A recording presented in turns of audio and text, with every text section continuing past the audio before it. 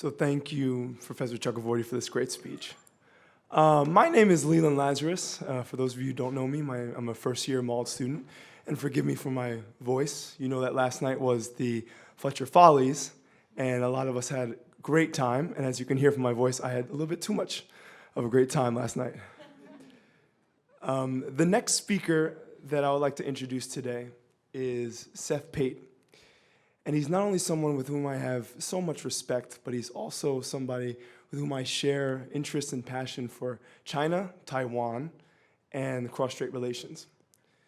Now, Seth is a second-year MALD, studying Pacific Asia and international communications. And before coming to Fletcher, he served 4 years in the US Air Force. And when he spent 2 months in Taiwan doing research for his capstone thesis, he unexpectedly engaged himself in the aftermath of a youth movement whose success has reverberated around the world. So join me in welcoming Seth Pate as he talks about the youth movement in the sunflower movement and new media in Taiwan.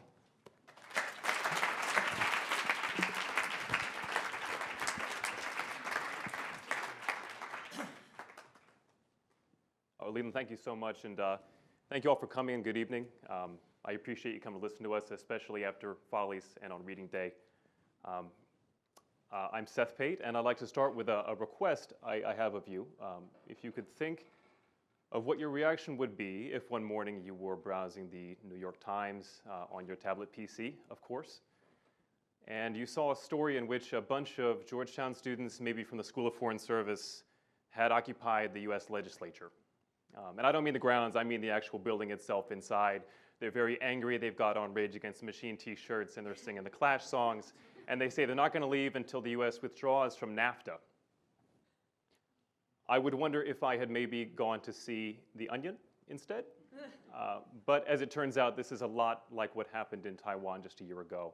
I happened to be there a few months after it ended, in a spate of very poorly planned thesis research. And I was fortunate to talk to a number of people who had participated and had lived through it. And what I found was surprising. The students were successful in their movement. And I concluded that it was because they were able to use new media in an effective way. I want to talk to you about that now, about the movement and their methods, because I think it bears relevance for the issue of activism, and specifically tech activism, not only in Taiwan, but throughout the world. Now, what worried the students was a cross-strait services trade agreement. It was called the Fumao in Chinese for short. It was a bill that would liberalize the services trade between the Chinese mainland and Taiwan. And this was seen as a great victory for the Kuomintang, the KMT, the incumbent political party that rules in Taiwan. But the students weren't upset so much about the particular economic aspects of the bill. Rather, they were concerned about the way in which it was passed. They thought that President Ma Ying-jeou and his staff were more concerned about their political legacies than they were about the potential economic impact the bill might have on Taiwan's services sector. They thought that he had tried to push the bill through in a haze of obscurity through the legislature. They said it was encased inside of a black box, that there could be no public debate on the issue and no peering inside to see the contents. So they decided to act.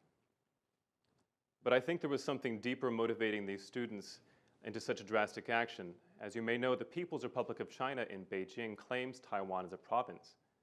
And the KMT in Taiwan don't disagree with this. They just don't want to be united with the Chinese Communist Party. But there is a contrasting story, one that holds that the Taiwanese people constitute a distinct national identity that may bear some similarities to Chinese culture, but ought to be politically independent. The students that participated in this occupation had been born in Taiwan. Their parents had been born in Taiwan. They had no wish to be ruled by a government in Beijing. And this led them to view a relatively innocuous trade bill as a Chinese Trojan horse. One of the politicians I spoke to was an opposition party lawmaker, and he was describing the potential Chinese influence in Taiwan, saying that it's easier to trick than it is to bite. So the students that I spoke to who participated in it said that they wanted to take control of their government and prevent that from happening.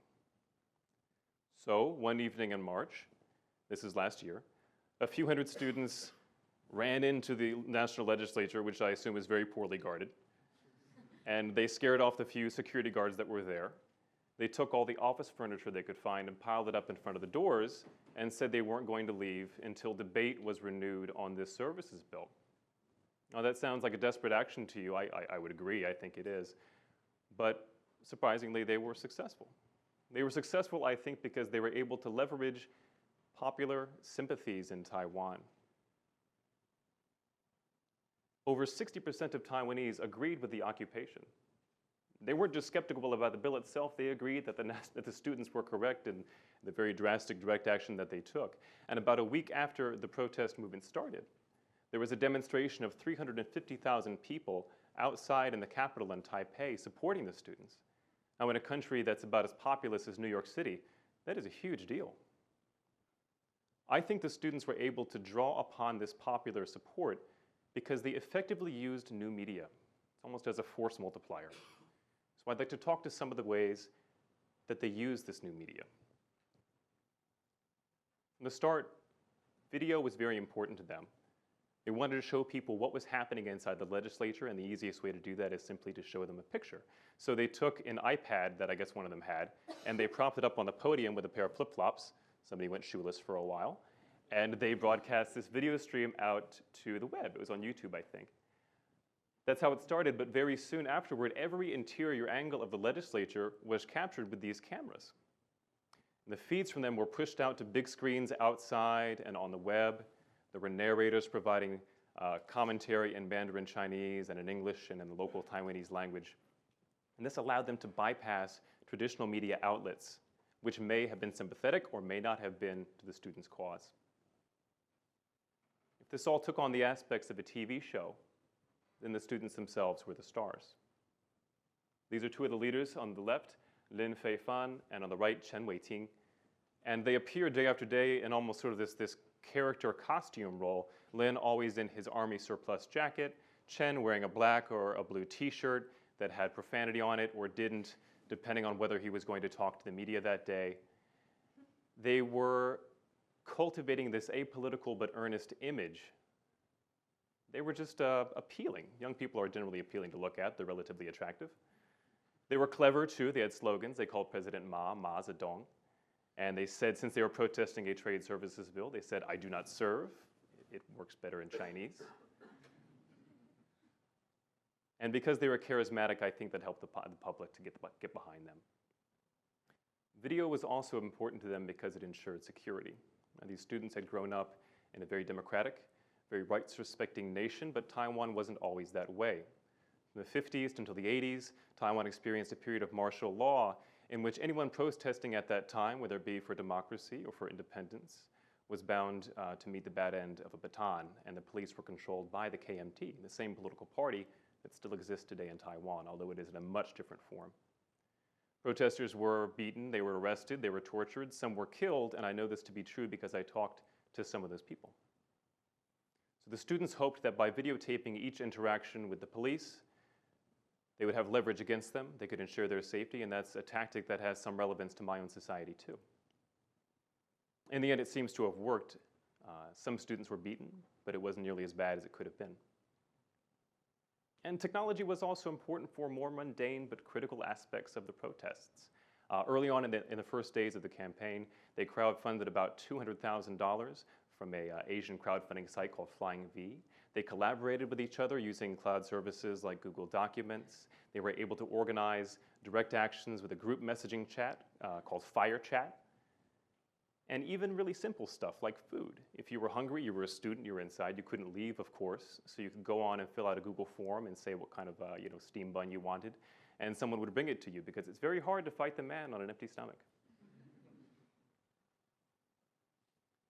So even though the political leadership of these groups was important, I think it's the tech activists that deserve a lot of the credit. They were the people that were setting up broadband drops, making sure everyone's computers could connect to the internet, and they were making sometimes from scratch the tools that were used to broadcast those video feeds outside.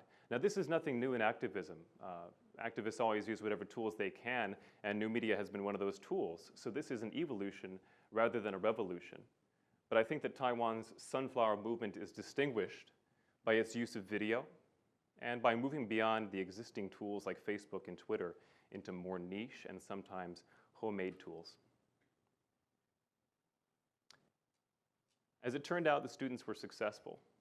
After about 3 weeks, the KMT endured such political scrutiny and such unpopularity that one of President Ma's own enemies within his party, the Speaker of the legislature, Wang Jinping, sensed an opportunity to embarrass his old political enemy, and he announced unilaterally that debate would resume on the services bill, that it wouldn't be passed immediately.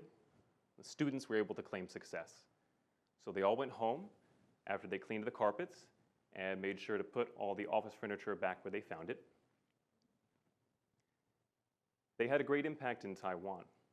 As it turned out, I think the bigger success of that movement was in making Taiwanese identity a force in Taiwanese politics. And as it happened last year in the local elections that were held about 6 months afterward, the KMT suffered grievously. The opposition party, the DPP, a pro-Taiwanese party, a pro-independence party, was elected to a large number of local positions. We may see the same effect happen in the presidential and national elections next year. But regardless of how that turns out, I think that Taiwanese youth will view this as a cultural watershed, much in the same way that my parents view the civil rights era.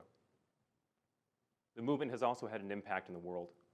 On the left are the protests in Taiwan, on the right are the umbrella protests in Hong Kong later that year. The protesters in Hong Kong used many of the same methods pioneered by the sunflower movement, and even though those protesters were unsuccessful, their actions have relevance in a broader context. They're part of a broader trend. Technology continues to allow small groups to exert big influence. And insofar as Taiwan's sunflower movement is a successful example of that trend, I believe it will continue to influence groups, not just in Asia, but around the world. Thank you for your time.